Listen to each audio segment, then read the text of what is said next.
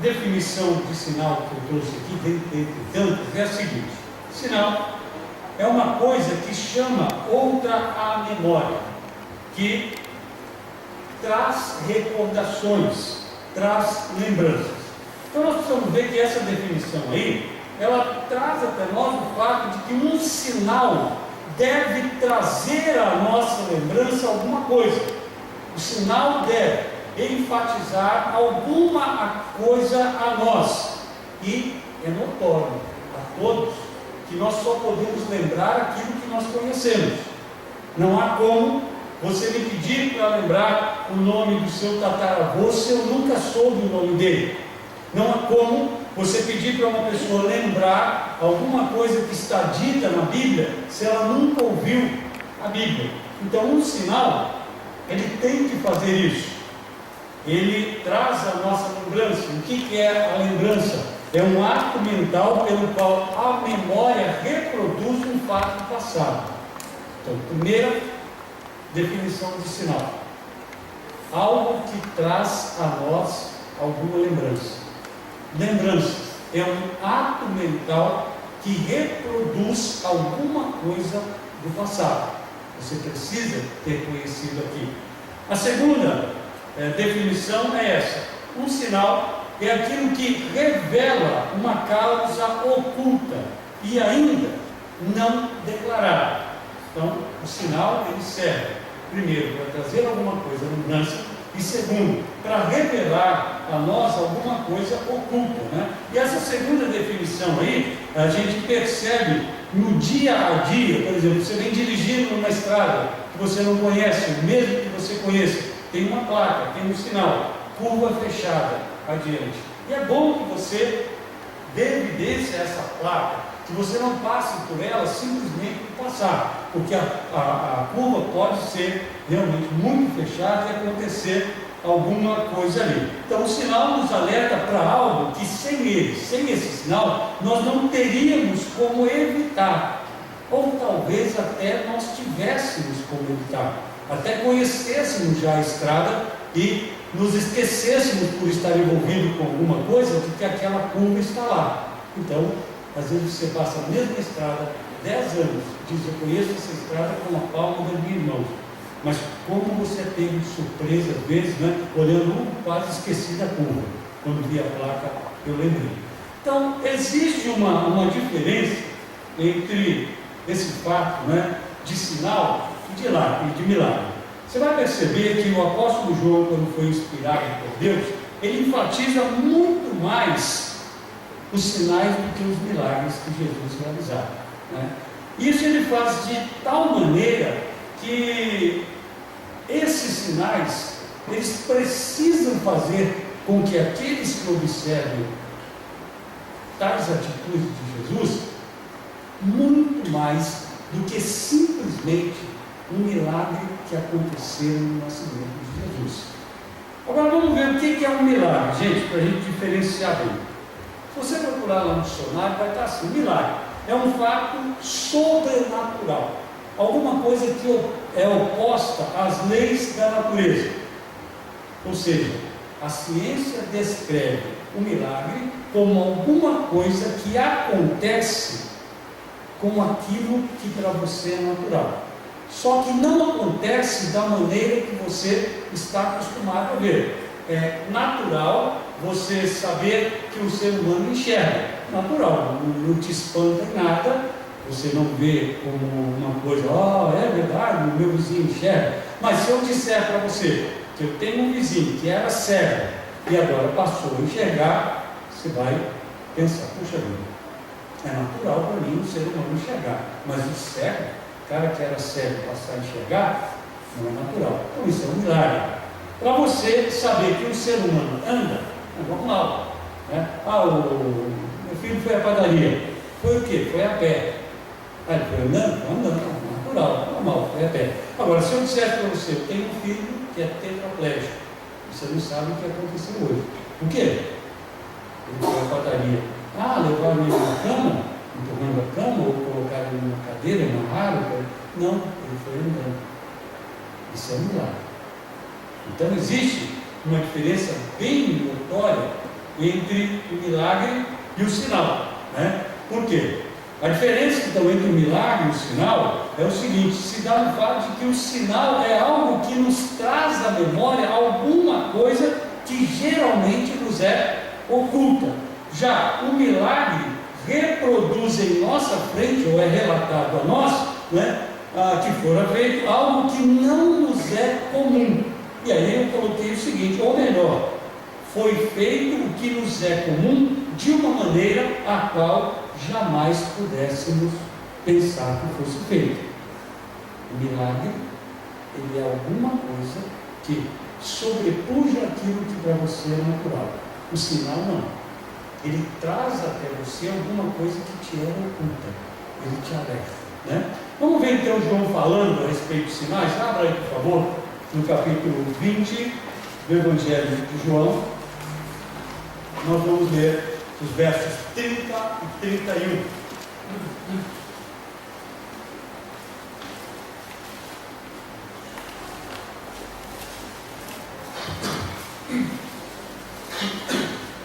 João, capítulo 20, versos 30 e 31. Amém? Jesus, pois, operou também em presença dos seus discípulos muitos outros sinais que não estão escritos neste livro. Estes, porém, foram escritos para que creiais que Jesus é o Cristo, o Filho de Deus, e para que crendo tenhais vida em seu nome. Então veja, ele diz, Jesus realizou muitos sinais, mas alguns deles foram escritos, e a finalidade desses sinais serem escritos era uma só: levar aqueles que pudessem identificar o sinal à conversão. Não havia outra maneira de se pensar sobre isso. Então João, quando ele escreve tais versos, ele era um dos discípulos que estavam ali presentes. Ele estava ali naqueles momentos que os sinais foram feitos, e ele faz questão de identificá-los, dizendo: estes sinais têm uma única finalidade, não tem duas, não tem três. Era como Jesus, quando contava uma parábola, nós não podíamos ficar aqui cada um imaginando uma resposta para a parábola. Toda parábola ela só tem uma definição, só uma. Ela precisa ser entendida. Se não é entendido, o que acontece? Cada pessoa sai dizendo uma coisa. E é por isso que em relação a Jesus muito se diz. Só que João explica. Os sinais que Jesus fez e estão escritos no livro que ele escreveu, os demais evangelhos que estão escritos na Bíblia, comprovam e trazem à pessoa o poder ou a autoridade vinda de Deus, se ela identificou aquilo, de reconhecer Jesus como o Messias, ou seja, a pessoa receber a vida eterna. Então, João enfatiza essa palavra sinal, essas palavras aí, dizendo que eles foram escritos, olha lá, como uma finalidade restrita. Restrita. Única coisa, né? E quais seriam então, irmãos, estes sinais? Se nós já vimos o que é sinal, já vimos o que é milagre, já vimos qual a diferença entre sinal e milagre, nós já vimos que os sinais, eles têm uma única proposta, não duas ou três. Os milagres não, os milagres têm outras propostas, mas os sinais têm uma só proposta. Quais seriam? Eu vou trabalhar com os irmãos aqui com três desses sinais. Três deles. O primeiro deles é que você precisa ver Jesus muito mais do que como um simples milagreiro. Não pode se enxergar, quem diz eu vi o sinal, enxergar Jesus só como um milagreiro, só como aquele que está disposto o dia inteirinho trabalhar, fazendo com que o que é natural se torne fora do comum, fazendo o dia inteiro segue enxergar, livrando todo mundo da morte o dia inteiro, fazendo o dia inteiro o mundo falar, o dia inteiro aleijado andar, tetraplégico andar. Isso seria mentira nós dizemos isso de Jesus. Se eu passasse o dia inteiro afirmando isso, eu estaria mentindo, porque ele não faz isso o dia inteiro e não faz com todas as pessoas. Eu me recordo, na minha empolgação, eu não sou evangelista, então eu tenho dificuldade com o evangelho, fico louco para ver essas pessoas salvas, e fico doido. Eu lembro que eu estava ali na capelania do hospital e nós estávamos lá no pós-neurocirurgia. Nós tínhamos ido à ala da psiquiatria e a pós-neurocirurgia estava numa ala lá, porque estava lotado já aqui no andar onde eles ficavam. E estávamos eu e hoje é pastor do Espírito Santo, o Vanderlei, ele era capelão junto comigo na época, e estávamos ali. Aí ele pegou o violão, nós começamos a cantar umas canções e começamos a trazer uma palavra. Ele pediu que eu trouxesse a palavra e eu trouxe. Em determinado momento, na minha empolgação de mostrar Jesus, eu disse o seguinte: eu quero dizer para vocês que Deus operou um milagre na minha vida há pouco tempo. Como eu disse, eu sou muito empolgado e eu acabei contraindo tuberculose no HC.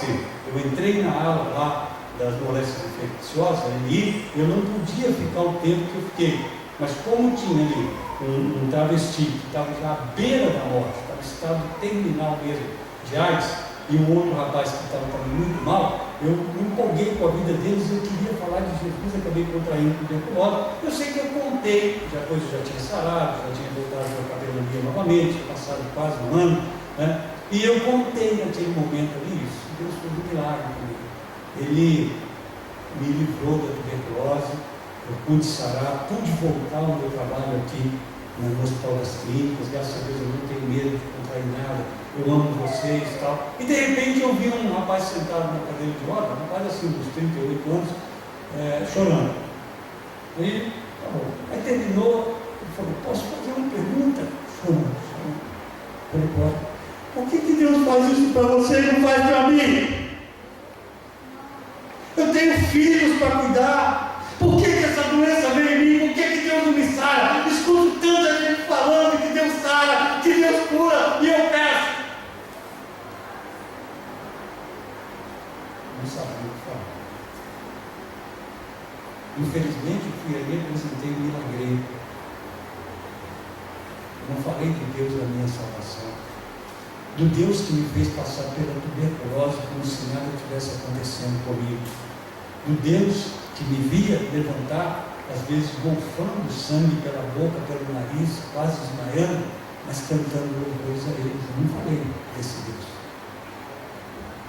É difícil para você, quando você está passando por uma situação muito delicada, como ele estava, mais ou menos uns 38 anos, no hospital há tempo já. Cada cirurgia que fazia nele paralisava uma parte do corpo, já não estava nem enxergando mais. Eu vou lá e conto para ele. Ele se sentiu mal. Eu não sabia o que fazer. Eu fiquei quase uns 2 meses. Falei: está vendo? O que eu me meto a fazer o que eu não sou? Eu não sou evangelista. O que eu fui falar aquela bobagem? Eu me sentia culpado, Até que eu conversei com alguns professores na faculdade teológica e me orientaram: não, você é afoito. A gente percebe que você é afoito por ver vidas salvas. A gente tem que tomar muito cuidado. A minha proposta de estar na terra e a de vocês não é apresentar um milagreiro, não é fazer com que as pessoas acreditem que esse milagreiro veio trazer conforto, só veio livrar alguns ou livrar a todos daqueles incômodos que podem ser trazidos ao ser humano na terra. Não. Se você ouve, por exemplo, a Leovaldo Ramos falando a respeito do livro que ele tem, a respeito dessa questão do sofrimento, não conjuga o verbo sofrer, ele explica bem claro ali: o sofrimento, ele é um ambiente. Ele é um ambiente que você pode se envolver nele ou não. E na nossa vida ele tem que ser um ambiente externo, nem que seja no nosso corpo, como é no meu. Está no meu corpo, mas não está na minha alma, não está no meu espírito. Se você pega, por exemplo, e quer diferenciar o milagre de alguma coisa, você observa, por exemplo, Paulo e Silas indo ali para a prisão, com as costas rasgadas pelos chicotes. Você observa como eles estão ali, doloridos, estão mal, quase à meia-noite, estão lá amarrando lá, tiraram todo o respeito deles, eram cidadãos romanos, foram presos a si mesmos, foram espancados sem ter ofendido a César, sem ter feito nada, arrastados pelas ruas, levados para o cárcere, agora amarrados ao tronco ali. E você pode vê-los, em outras palavras na Bíblia, dizendo: seu carcereiro, terminou o que eu tinha que fazer? Terminei. Ah, bom, agora nós vamos começar o nosso culto. Você está imaginando o carcereiro olhando para isso? Cara, você está completamente, as costas estão todas cortadas do chicote. Cara, você acabou de ser humilhado. E eu faço parte desses que te humilhou.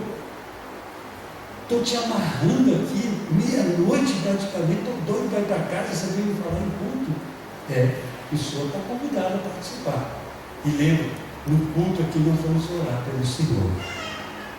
O sofrimento estava fora deles, não estava dentro deles. O milagre que eles esperavam, não é?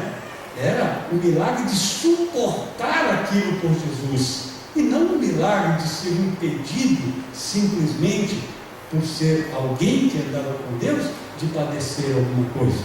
Então o sinal primeiro que nós temos que identificar e que mostra que Jesus era o Messias, o Cristo de Deus, era o cumprimento das promessas dadas no Velho Testamento. Isso era a primeira evidência que qualquer um dos apóstolos, daquelas pessoas, precisavam identificar em Jesus. A primeira coisa que eles tinham que identificar: opa, estou vendo alguém aí, parece com Elias. Bem parecido, a maneira de viver e tal, né? O cara tem um jeitão de Abraão, o cara tem tudo, o cara vai mesmo, fala, cara, deixa eu ver, e meio Jeremias, né? Peguei ele chorando lá, falando: ô Jerusalém, Jerusalém, Jerusalém, se soubesses como eu quero te agarrar, te guardar, aliás, debaixo das minhas asas, como a galinha faz com seus pintarinhos. Parece esse pessoal. Tem alguns até dizendo que ele parece João Batista, uma afinidade com Deus profunda, mas nada disso levava a uma conversão. Era preciso que eles identificassem na vida de Jesus esta conotação de que Jesus era a palavra de Deus encarnada, era o verbo de Deus encarnado, ou seja, era o Messias que estava ali agora, naquele momento, para salvar o seu povo do seu pecado. E a primeira profecia relacionada com isso, não precisa abrir, depois em casa você veja, para a gente ganhar tempo, está lá em Gênesis capítulo 3, verso 15, quando Deus diz para a serpente, depois da queda, ele diz: olha, eu porém inimizade entre ti e a mulher, falando para a serpente e colocando a mulher ali, e entre a tua semente e a sua semente, quer dizer, a semente de Satanás e a semente da mulher. Esta semente da mulher te ferirá a cabeça e tu lhe ferirás o calcanhar. Então, quando Jesus veio à terra, quando ele estava aqui na terra, ele tinha como propósito trazer à memória dos homens a realidade da existência de Satanás. Era isso. Jesus, quando chegou na terra, o povo estava completamente esquecido de Satanás. O povo estava vivendo do jeito que queria. O povo estava fingindo de religião, fingindo que eram religiosos, fingindo que tinham afinidade com Deus. Estavam vivendo um pacto, tremendo, os judeus fazendo pactos lá com o povo romano que os escravizava. Então os romanos fingiam que davam liberdade aos judeus, e os judeus fingiam que tinham uma liberdade. Os romanos valorizavam os seus deuses e diziam: vocês judeus podem valorizar os deuses de vocês. Então Jesus entra na terra e ele faz isso, ele traz à memória do povo a existência de Satanás, e junto com isso o plano diabólico de Satanás para desestruturar toda a criação, toda. Não era só como nós pensamos, mas todo o universo for abalado com a queda. E Satanás queria que isso nunca mais fosse estruturado, nunca mais tivesse realmente alguém que pudesse dizer: estou nesta terra, mas tenho prazer em viver. Não se encontrava pessoas assim.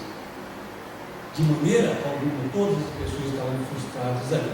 Então, ao encarnar, Jesus realiza o primeiro sinal, pois além da realização, presta atenção, de um milagre da parte de Deus, gerando em uma mulher que nunca conheceu um homem, uma criança materializa aquilo que nós definimos como a palavra de Deus. E aí Paulo escreve para nós no capítulo 1, verso 14: e o verbo se fez carne, e habitou entre nós, e vimos a sua glória como a glória do unigênito do Pai, em graça e em verdade. Então o próprio Deus estava encarnado ali. Agora presta atenção no nascimento de Jesus. Você crê, eu também, que Deus pode abrir a madre para uma mulher estéril? É um milagre. Principalmente naquela época, não tinha como fazer exames.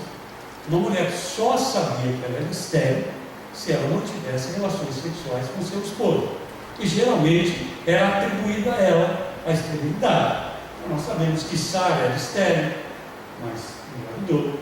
Sabemos que Raquel era estéril. Sabemos que a mãe de João Batista era estéril, engravidada. É um milagre. Agora, uma mulher normal, igual as nossas irmãs aqui, são mães, são avós, uma mulher normal, que não é estéril, conceber sem a ingerência do ser humano já não é milagre mais. É sinal. Nunca houve isso. É um sinal de que o Filho de Deus estava vindo à terra.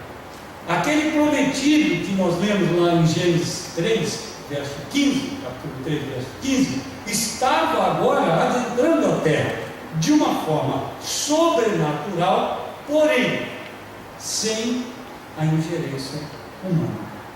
Nada do homem foi preciso para que Jesus fosse gerado ali. Agora, você e eu, nós precisamos ver o seguinte: para que nós diferenciemos isso aí de um milagre, nós recebemos o Espírito Santo de Deus, que nós podemos, entre aspas, dizer que é a nossa placa. É aquele que nos alerta. Você não está lidando com um milagreiro. Você não está simplesmente lidando com alguém que nasceu de um milagre. Uma mulher era estéril e a esterilidade dessa mulher foi sarada, ela coabitou com o marido e o filho nasceu. Não, o próprio Deus, em espírito, cobre essa mulher e ali nasce e cumpre-se um sinal que estava também em Isaías 7,14, quando diz: a moça na idade de se casar dará à luz um filho e o seu nome será Emanuel, que traduzido quer dizer Deus conosco. Então esse primeiro sinal aí, você percebe que ele é um dos tais sinais que tem como única evidência levar-nos à fé para a nossa salvação. E o Espírito Santo de Deus é quem faz isso. Nós não temos como sozinhos entender esse plano de Deus. Por isso João nos diz o seguinte, relatando uma palavra de Jesus, ele diz: quando vier o Consolador, Jesus dizendo que a nossa placa viria o Espírito, quando vier o Consolador, que eu, da parte do Pai, vos hei de enviar, aquele Espírito da verdade que procede do Pai, ele diz, ele testificará de mim. Então nós só podemos ver o sinal da pessoa Deus nascendo em um ser humano a partir do momento que o Espírito Santo de Deus testifique ao nosso coração que Jesus não nasceu simplesmente de um milagre feito por Deus, onde uma mulher estéril sara, um homem coabita com ela, seu esposo coabita com ela, e ali desta relação sexual eles geram um filho. Indiferente se a mulher já tem 99 anos, se a mulher tem 20, não interessa, é um milagre. Agora, o sinal é esse aí. E nós vamos então ver essa placa, esse espírito trabalhando, num exemplo que a gente conhece bem, naquele encontro de Filipe, o evangelista Filipe, com o eunuco lá que trabalhava com a rainha de Candara. Atos 8 conta para nós de uma grande perseguição que a igreja estava sofrendo, muito grande, era ferrenha. Nesse momento aí, Paulo era uma das cabeças que se reunia para dizer como que nós vamos destruir esta igreja. Está difícil, os caras estão até dizendo que esse cara é o Messias, nós precisamos acabar com eles. E Paulo era um dos que ia, perseguia. O texto bíblico diz que ele arrastava as mulheres e homens, levando até o pátio. Ele que estava ali ordenando a morte de Estevão, que foi o primeiro mártir, que morreu por Jesus ali, e a perseguição estava terrível. Então os discípulos foram mandados embora de Jerusalém. Só ficou em Jerusalém os apóstolos, só ficaram em Jerusalém os apóstolos. E o que acontece ali? Vão então os discípulos para diversos lugares, apregoando a palavra de Deus, o Evangelho, e olha, muitos milagres iam acontecendo ali, conjuntamente com a pregação e ensino da palavra de Deus. Então, doentes eram curados, o texto fala para nós, demônios eram expulsos, Mas, Filipe é levado para uma cidade de Samaria, lá, mais um milagre vai acontecer. Ele se encontra com um cara que era mágico, o cara era um ilusionista, como esse de hoje, só que ele enganava realmente o povo, e ele era tido como um semideus. Esse cara veio à conversão também, e você pensa, se você é um evangelista, que eu não sou, a alegria de Filipe chegar nas cidades, e orar, e pessoas serem curadas, mas não só isso, ver pessoas se convertendo. Filipe estava super feliz aqui nesse lugar. Esse mago era tido como um semideus. Ele ouve a palavra, ele entrega a vida para Jesus. Imagina o coração de Filipe. Mas o que acontece? Em um outro lugar, lá em Jerusalém, ao sul, Samaria, tinha uma pessoa que estava rogando a Deus: eu preciso entender essa palavra, eu não consigo. Estava vindo do templo essa pessoa, era esse eunuco, o secretário da rainha de Candara. E o que acontece com ele então? O texto diz para nós que o Espírito Santo, ali no texto ele é chamado de o anjo de Deus, conversa com Filipe e manda que ele vá lá para Jerusalém, para Gaza, na região de Gaza, que ainda é a mesma região lá. E tinha uma finalidade para que aquilo acontecesse. A placa, ou seja, o Espírito Santo de Deus, quando ele mostra Jesus para nós, é primeiro, claro, para que nós possamos receber a salvação, ver o sinal da entrada de Jesus na terra, cumprindo as promessas ou as profecias do Velho Testamento, que o identificam como Salvador, como Messias. Mas também o Espírito quer que nós sejamos usados por Ele para levar esse sinal a outras pessoas ali.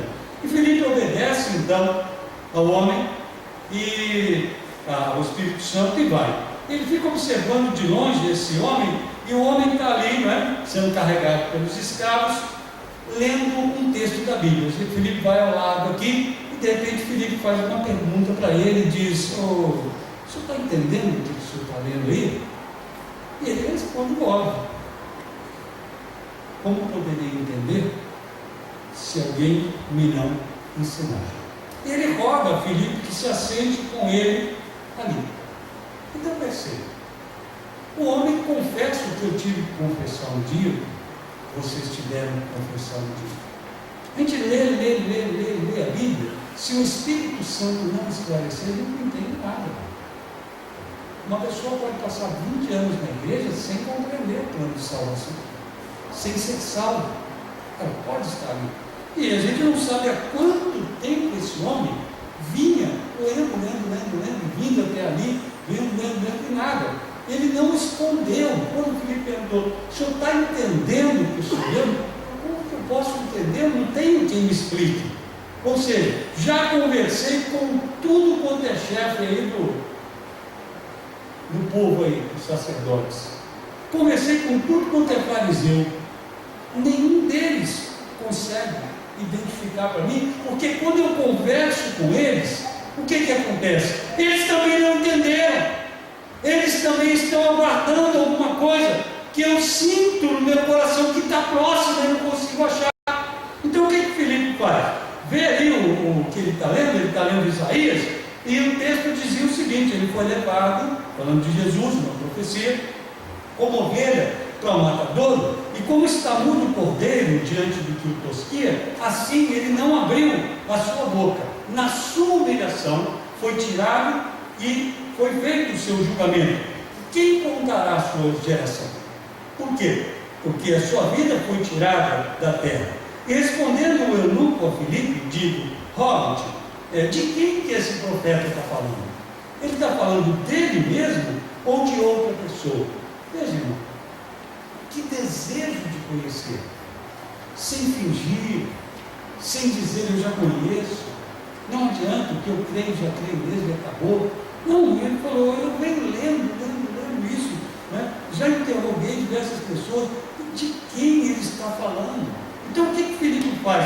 Ele abre a boca, e o texto diz que ele começa nesta escritura de Isaías e vem até Jesus.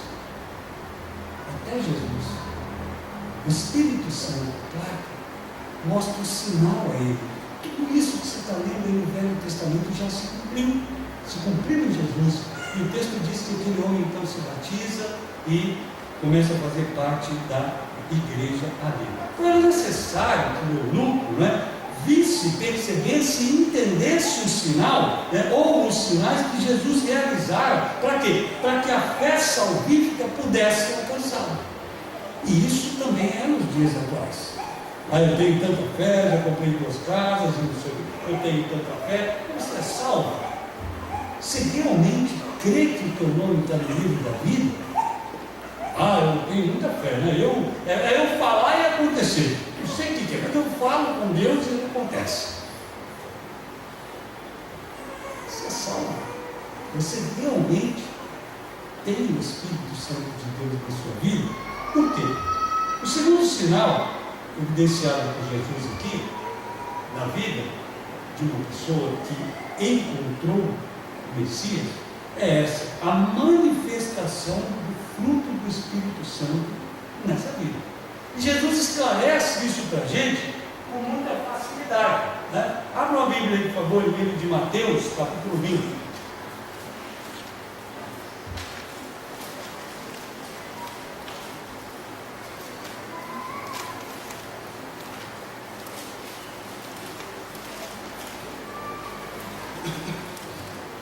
Livro de Mateus, capítulo de número 20. Capítulo número 7, verso 20. Capítulo 7, verso 20. Jesus então estava diante ali dos sacerdotes, dos fariseus, dos escribas, os próprios discípulos estavam lá, e ele diz o seguinte, no verso 20: nem todo, no verso 20 ele só diz isso, portanto pelos seus frutos os conhecereis. Mas logo ele continua dizendo o seguinte: nem todo o que me diz Senhor, Senhor, entrará no reino dos céus, mas aquele que faz a vontade de meu Pai que está nos céus. Então, portanto, pelos seus frutos os conhecereis. Ou seja, aquele que identificou o sinal de que Jesus era aquele que estava para vir, era o próprio Deus, que viria à terra, que encarnaria para salvar a humanidade, morrendo na cruz, sendo sepultado, ao terceiro dia ressuscitando e passando 40 dias na terra, depois, no 50º dia, descendo como Espírito e levando o perdão às pessoas. Quem identificou isso, ele diz: precisa frutificar. Ele continua dizendo ali, a partir do verso 30 desse capítulo ali, que muitos naquele dia vão dizer a ele o seguinte: Senhor, Senhor, não profetizamos nós em teu nome? E em teu nome não expulsamos demônios? e em teu nome não fizemos muitas maravilhas. Ou seja, Senhor, o Senhor não lembra de mim? Eu era aquele cara que falava que tinha fé, eu estava lá no banco, eu pregava, banco da igreja, eu pregava, eu ia à praça, eu falava para as pessoas, eu olhava para o bebum de cara feia, para a prostituta, dava uma olhada para ela, sai demônio, eu era o cara, né? Não tinha essa coisa comigo não, eu era o cara, né? Eu fazia mesmo. O que Jesus vai dizer para essa pessoa, né? Ele diz assim, ó: nunca vos conheci, apartai-vos de mim, vós que praticais a iniquidade. Ou seja, vocês estavam sim, mas nunca tiveram a certeza de que eu não era simplesmente um milagreiro. O que vocês faziam era o seguinte: doidos para ver pessoas sem demônios, doidos para ver pessoas, né, que são doentes saradas, mas nunca afoitos para ver pessoas salvas. Jesus então coloca abertamente para eles que era necessário que o Espírito Santo vivesse neles, né? Isso, o fruto do Espírito na vida do ser humano, é uma evidência de um sinal muito mais que ser apenas um milagre. É algo que foge ao nosso entendimento. Não é uma coisa natural que pode ser mudada e nós dizemos que milagre maravilhoso. Não, é algo que foge ao nosso entendimento, né? É uma evidência do próprio Deus habitando no ser humano ali. E quando nós falamos isso teologicamente, nós estamos dizendo o quê? Que você é templo do Espírito Santo, nada mais. Quando eu digo o fruto do Espírito está na minha vida, ou seja, o Espírito está vivendo por mim, eu estou dizendo, eu sou o templo do Espírito Santo. Agora, se eu olho para a minha vida e não me vejo como um local de habitação do Espírito Santo, eu levo a minha vida do jeito que eu quiser, eu faço aquilo que eu quero, não há evidência de que o Espírito Santo esteja agindo através de mim, eu não sinto que eu sou o templo dele. Para mim, ele é um Espírito que está por aí, e de vez em quando eu troco uma palavrinha com ele, né? Ou seja, se eu não me sinto o templo do Espírito, eu não sinto que o fruto do Espírito está em mim. E o que acontece quando a gente pensa nisso, olhando, não precisam abrir, para Hebreus 6, do verso 4 ao verso 9. Olha o que o autor de Hebreus diz ali. É impossível que os que já uma vez foram iluminados e provaram o dom celestial e se fizeram participantes do Espírito Santo e provaram a boa palavra de Deus e as virtudes do século futuro e recaíram, sejam outra vez renovados para arrependimento, pois assim quanto a eles de novo crucificam o Filho de Deus. Vejam, crucificam o Filho de Deus e o expõem à vergonha. A tradução aí diz vitupério, né? Porque a terra que embebe a chuva, que muitas vezes cai sobre ela e produz erva proveitosa para aqueles por quem é lavrada, recebe a bênção de Deus. Mas a terra que recebe a chuva e produz só espinhos e abrolhos é reprovada, e perto está da maldição, e o seu fim é ser queimada. Então perceba, se uma pessoa finge que conheceu Jesus, ela vive na igreja, ela vive cercada pelo Espírito Santo de Deus, mas o Espírito Santo de Deus não está dentro dela. Ela vê as maravilhas que o Espírito Santo de Deus faz, mas ela não se sente participante da obra do Espírito. O que ela está fazendo a cada dia? Vivendo uma vida de mentira, vivendo uma vida falsa e crucificando diariamente a Cristo. Já pensou? Se Deus diz para mim, Walter, toma vergonha, toma cuidado, porque eu vou pedir conta tua até daquelas palavras tuas que você falou sem pensar. Agora você imagina alguém que vai ter que dar conta de estar diariamente expondo Cristo à vergonha da cruz, fingindo que conheceu o Messias, andando onde o Espírito Santo realiza os milagres, onde o Espírito Santo traz a palavra, onde o Espírito Santo mostra a evidência da presença de anjos, da presença do próprio Deus para ele, e a pessoa vivendo uma vida fora dos propósitos de Deus. Não vai ser fácil responder ali, né? Então, a gente tem que ter isso no nosso coração. Esse tipo de pessoa, como que ele é? Não sente alegria com a presença do Senhor.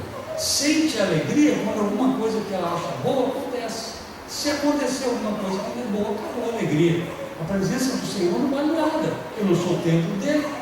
Ele não faz nada através de mim. Pode até estar fazendo através de outro, mas de mim não. É isso que essas pessoas pensam. Mas dizem, eu sou um leitor da Bíblia, eu sou alguém que aceitei Jesus como Salvador. A evidência desse tipo de pessoa é aquela: primeiro, não ama a si mesmo, e como consequência não pode amar o próximo. O próximo vive do jeito que quiser.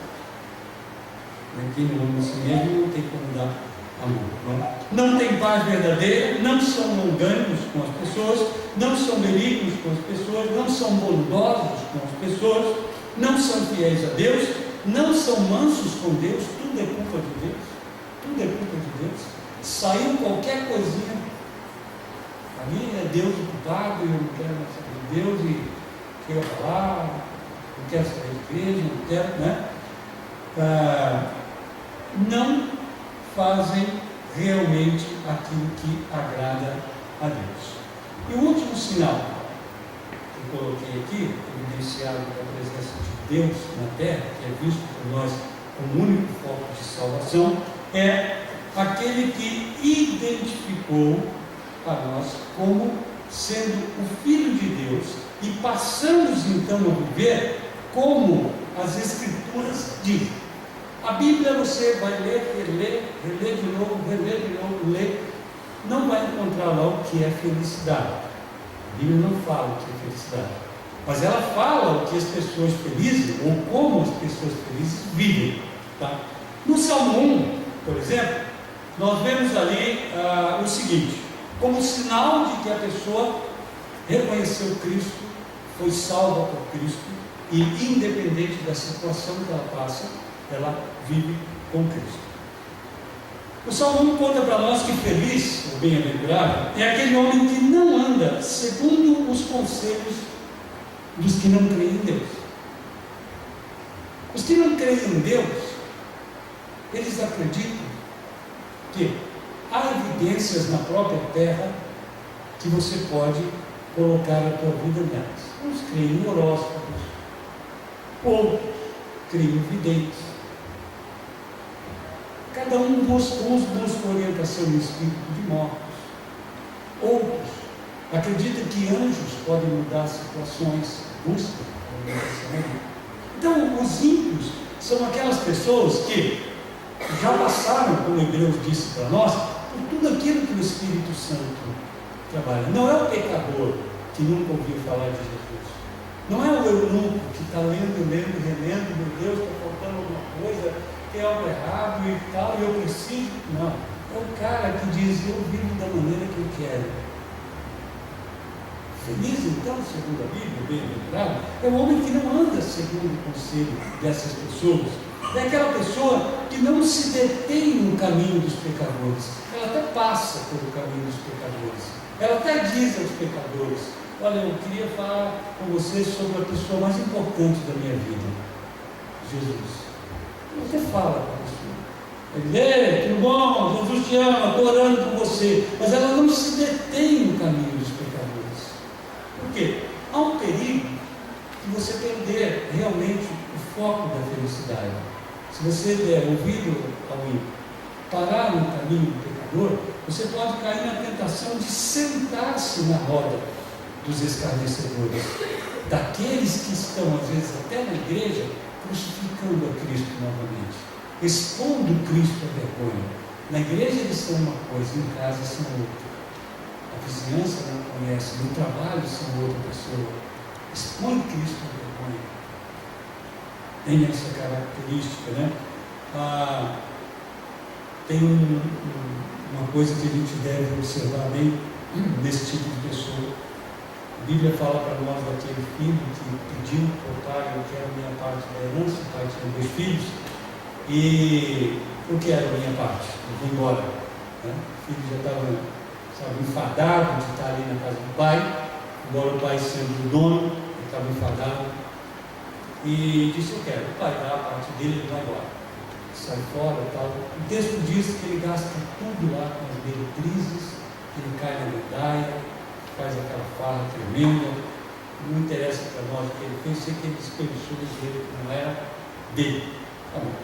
E ele passa então, porque ele conhecia o pai dele, ele era uma pessoa que tinha uma certa integridade pelo pai, não por ele. Ele vira isso do pai, ele vira a humildade do pai.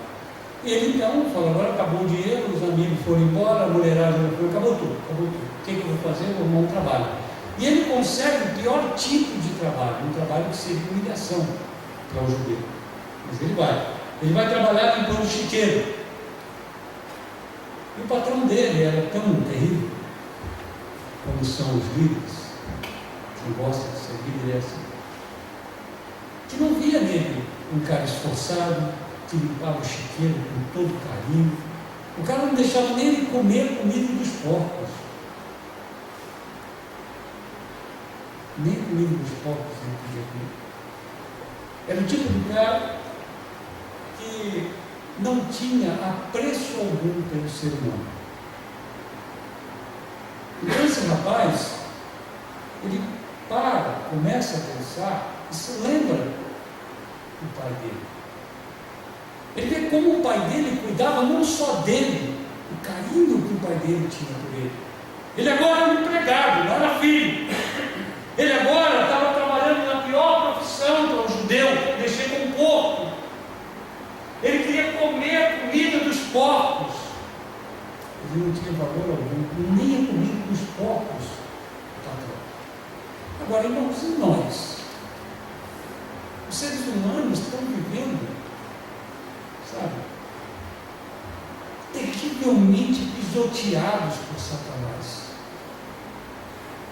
Pisoteados por Satanás. Cada vez que você para e tenta conversar com alguma pessoa sobre a pessoa de Jesus, você vê como eles estão longe, como estão sofrendo. Você, quando faz essa visita que nós fizemos aqui no CAC e vê aquelas criancinhas pequenininhos, bebezinhos, que a justiça é obrigada a tirar dos pais, e vê adolescentes que vêm vendo coisas terríveis dentro da família, será que a gente sente alguma coisa mesmo por eles? Ou vamos dizer: deixe-os comer as bolotas dos porcos, e se não tiver, não lhe deem nada? Não, nós não podemos pensar assim. Nós somos felizes, nós somos bem-aventurados, porque a Bíblia, ela diz para nós o seguinte, que nós vivemos ali como uma árvore frondosa, que está ali trabalhada por Deus. O texto diz assim: será esse homem ou essa mulher como uma árvore plantada junto a ribeiros de água, a qual o seu fruto dará no tempo, as suas folhas não cairão, tudo que fizer prosperará. Nós não temos essa preocupação que o mundo tem. A Bíblia diz para nós em Isaías 64:4 o seguinte: nunca se ouviu falar, nem ouvidos ouviram falar de um Deus além de ti, que trabalhe por aquele que nele espera. É diferente a nossa vida. Nós reconhecemos o sinal, nós não só vimos o milagre, nós agora andamos como Messias. Nós somos aqueles que podem dizer: eu não sei o que é felicidade, mas eu sei o que é ser uma pessoa feliz. A Bíblia não ensina o que é essa felicidade, mas ser uma pessoa feliz é ser você. É ser você que identificou o sinal, é ser você que creu que o Espírito de Deus veio sobre uma mulher e gerou um filho filho nela, e que esse filho era o próprio Deus. Saber que esse Deus, ele ensina você, anda com você de mãos dadas, para que você possa ter, em última análise, o sinal da vinda de Deus à terra em sua vida. Então nós vimos que o primeiro sinal era o cumprimento das profecias a respeito de Cristo no Velho Testamento se cumprindo na vida dele. O segundo, a manifestação do fruto do Espírito Santo na vida daqueles que identificaram esse sinal. Se você não vê isso na sua vida, se você não se sente templo do Espírito Santo, avalie que Jesus você está buscando, que Jesus você está convivendo. Terceiro, é o sinal de quem identificou e essa pessoa passa a viver como as Escrituras dizem, como alguém que encontrou a paz verdadeira e a felicidade real. Independente da pessoa que tem identificado o sinal, Jesus dizia para ela: vai-te em paz, a tua fé te salvou. Amém? Vamos orar. Ó Pai, no nome santo do Teu Filho Jesus, o Teu amor nos comove, o Teu amor nos estimula a olharmos para o mundo como o Senhor olhou, amando Deus, mas ao mesmo tempo odiando o pecado. Tua palavra afirma que o Senhor abomina o pecado. E nós sabemos por quê, Pai? Porque o pecado veio para destruir a tua criação, veio para destruir aqueles seres que o Senhor criou à tua imagem e semelhança. Nós te agradecemos, porque o Senhor não ficou como espectador destas coisas. O Senhor resolveu participar, porque o Senhor tem todo o poder sobre todas as coisas. Mas o Senhor preferiu fazer-se homem e mostrou estes sinais. Alguns nós vimos nesta noite, e de novo, porque estes sinais estão nas nossas vidas que professamos Cristo como o único e suficiente Salvador. Por isso, que nós saiamos daqui, Senhor, com a paz, certos de que a fé que vimos quando identificamos o sinal da tua pessoa como Messias nos salvou. Que coloquemos em evidência o Senhor em primeiro lugar, que nós, ó Deus, não pensemos como o mundo pensa, mas pensemos como Cristo pensa. Em nome de Jesus, leva-nos, cuida de nós, é nossa oração. Amém. Amém, irmãos. O Senhor abençoe muito a todos, muito bom estarmos aqui.